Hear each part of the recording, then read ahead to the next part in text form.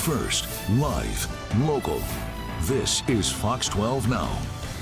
Hello everyone, this is Fox 12 Now. I'm Greg Nibbler. We always appreciate you joining us. We are live here every weekday starting around 1 p.m. I just always like to remind everybody of that.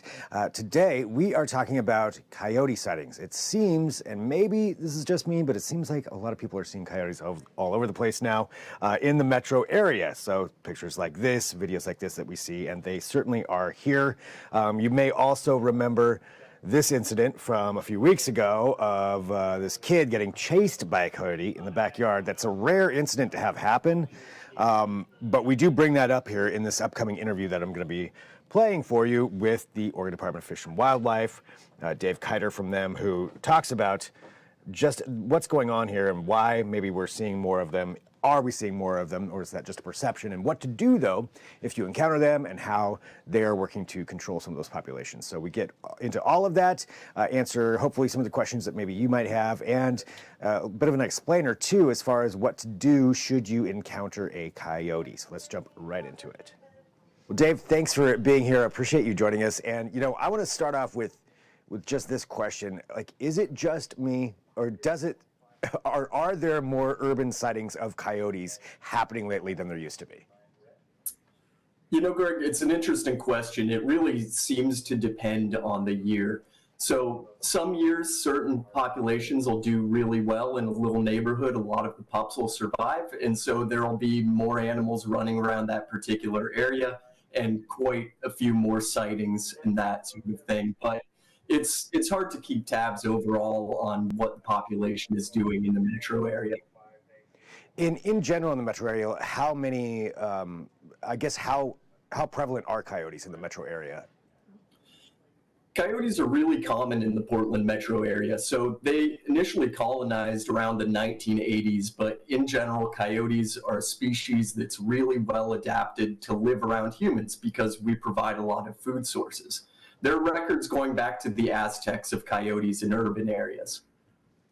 And you said the 1980s, so what happened in that particular era to bring in more coyotes? They just simply moved in, but coyotes are very common in urban areas across the U.S., very common in New York, Chicago, Los Angeles. Essentially, the way that humans live, we provide food sources, and that provides good habitat for coyotes. And so that's what's keeping them around there in these urban areas. So for people who, in general, are out there, you encounter coyotes, what are the important things that they should know when encountering coyotes, say, in their neighborhoods? The vast majority of the time, encounters between coyotes and humans are entirely benign, but we do have some basic steps that people can take to really reduce conflict with these animals. Coyotes tend to be naturally wary of humans, and it's great to reinforce that because it keeps them out of trouble, keeps them from posing a human safety risk. And so we really encourage, whenever you're able to, that people scare off coyotes. You can absolutely clap your hands, yell at them, run at them, throw sticks, use an air horn or a whistle, but chasing them away really helps keep them afraid of humans, and that keeps them out of trouble. Other than that, there are a lot of steps people can take in their neighborhoods to reduce issues with coyotes. One of the biggest problems that we oftentimes see is people feeding coyotes either intentionally or unintentionally. And that gets the animals used to humans, and that can set up some really dangerous scenarios, both for the humans and the coyotes. So taking steps to make sure that you're not unintentionally feeding coyotes by leaving out cat food or pet food, picking up fruit that comes from trees, cleaning up around bird feeders so they're not attracting small mammals and rodents that coyotes feed upon. All of those are really important steps. And we certainly encourage, if you do know of someone intentionally feeding coyotes, that person is putting everyone around them at risk, as well as those coyotes. So feel free to contact the Oregon Department of Fish and Wildlife or Oregon State Police if you become aware of that. So watching out for those food sources in general there, that's definitely a good way. When it comes to, you know, some of the signs that we've seen around in neighborhoods, talking about aggression, have you noticed any kind of an uptick in aggressive interactions with coyotes? So unfortunately, this year we have had two somewhat concerning incidents involving coyotes and humans. And I want to stress that this is absolutely abnormal behavior, and these incidents are oftentimes linked to coyotes that have been fed by humans. But we have had two interactions in which coyotes essentially followed children. And that has us extremely concerned because oftentimes these events are noted in the lead up to a human being injured in other cities or things like that. And what are some different steps that people can take to mitigate some of those issues or concerns, even though it may be rare, of coyote-human interaction like that? So the communal hazing is absolutely an important step because residents of neighborhoods are the ones who are most likely to encounter coyotes, and so they're going to have the best opportunity to actually deal with those coyote situations and make sure that they are naturally wary of humans. Other than that, if you encounter any sort of aggressive behavior towards humans, please notify Oregon Department of Fish and Wildlife as soon as possible. If there's an emergency situation, absolutely call 911. But the more information we have, the more able we are to act. So the sooner we're aware of a situation, the sooner we can help it. Are there certain signs that people can notice of coyotes to understand whether it is being aggressive or behavior that's out of the ordinary? Absolutely. So a coyote that approaches humans is out of the ordinary. It's not necessarily unusual for a coyote to show interest or curiosity towards a dog that's on leash or something like that. But anytime a coyote is actually approaching a human being, that is absolutely out of the ordinary. So if you see that happening, and something does happen like that, a coyote starts approaching a human, what are the steps that the human should do just at that point? At that point, certainly remain calm, back away slowly, yell at the coyote, call emergency services if the coyote won't leave you alone, get other people, throw sticks and stones, use pepper spray, whatever you need to do, and then notify Oregon Department of Fish and Wildlife or Oregon State Police as soon as possible. So show some aggression from yourself as far as yelling and making yourself, I guess, intimidating to the coyote.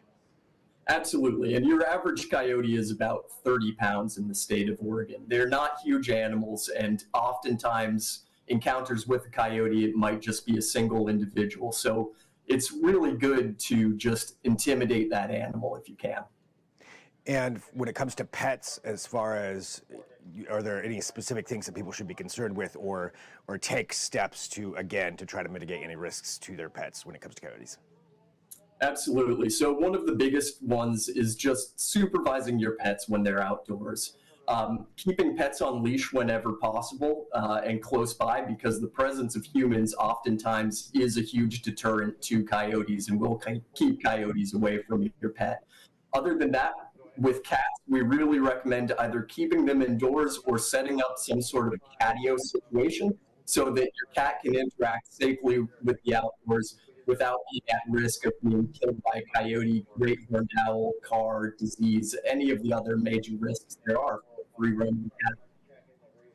And one final question to you, just when it comes to people with kids, with children, are there any concerns that people should have about their kids being outside playing and with coyotes nearby? You know, it's one of those things where with any sort of issue involving children, we're absolutely sensitive to the seriousness of that nature and want to make sure that we are maintaining human safety. I would always recommend that if you know that there are coyotes in your neighborhood, it's not a bad idea to supervise to your kids when they're playing outdoors and to make sure that, if possible, they're not playing by themselves. Particularly animals, including coyotes, are most active around dawn, dusk, and nighttime. So that's just a good time to make sure as well that your kids are supervised outdoors. Have you had any concerns of that as far as the coyotes going after children? Yeah, so we are taking these two incidents in which coyotes followed children very seriously. And so we've been coordinating with city, state, and federal partners to examine options related to that situation. And some of those options may include targeted lethal removal of the coyotes that were responsible for these specific scenarios. We do everything in our power to avoid these sorts of situations arising. but unfortunately, these animals are acting in a way that is not typical for coyotes. We've also been partnering with a number of local conservation organizations as we deal with this issue, including Portland Derby Coyote Project, Humane Society of the U.S., and Bird Alliance of Oregon. Is there any indication as far as why those two instances happen? Any indication as far as why they're being so aggressive? So, again, from history and from the scientific literature, these issues are most common when coyotes have been fed by humans because they lose their fear of humans. And it's one of those unfortunate things where people think that they're helping the animal, but really they are setting up the people around them for a tragedy, and they're setting those coyotes up for lethal removal. So we really just have to encourage people, make sure you are not feeding coyotes, make sure your neighbors aren't feeding coyotes, and haze them whenever you can to keep them afraid of humans so that these interactions don't occur. All right. Well, do you have anything else that you think is important for people to know? You're always more than welcome to contact the Oregon Department of Fish and Wildlife for more information regarding steps to coexist with coyotes. Again, I do want to emphasize that this is an incredibly rare situation, and for the most part, people in Portland have been peacefully coexisting with coyotes since the 1980s. There are a lot of steps that each landowner can take to make sure that we can continue that relationship. All right. Well, thank you very much for your time to talk about this. I really appreciate it. And as you mentioned, people can go and find more resources too at the ODFW's website, and then also call if you see something that is concerning. Dave, thanks for your time. Thank you very much, Greg. Appreciate you. All right, there we go. So just a little more information about coyotes should you encounter them. And again, this is Fox 12 Now. You can check out all of our segments on the Fox 12 Oregon YouTube channel over at KPTV.com or the Fox 12 Now tab and the Fox 12 Oregon apps.